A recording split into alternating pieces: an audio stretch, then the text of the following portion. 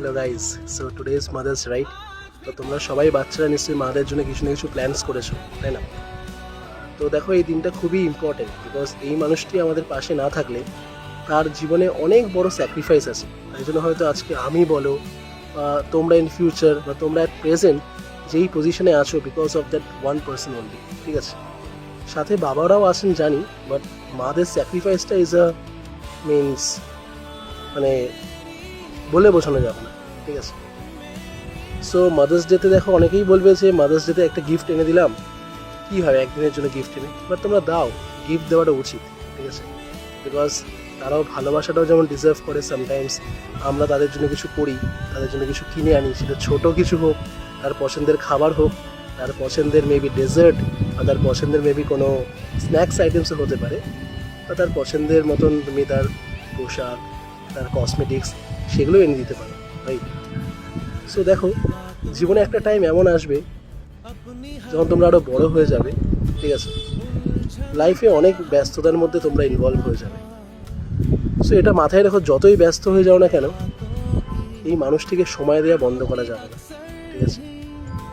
আমি আজকে হয়তো মনে হচ্ছে যে জ্ঞান দিচ্ছি, তো নিজে আমি এটা রিয়েলাইজ করেছি নিজের কাজের ফিল্ডে, নিজের কাজের সূত্রে ইনভলভ হওয়ার পর, যে আমিও নিজের মাকে টাইমটা অনেকটাই কম দিতাম। তো দু এক সময় সে হয়তো কিছু বলতো না, বাট তারও কিছু না কিছু ইচ্ছে থাকতো যে তার ছেলে তাকে নিয়ে একটু ঘুরতে বেরোবে, তার ছেলে তাকে একটু টাইম দেবে।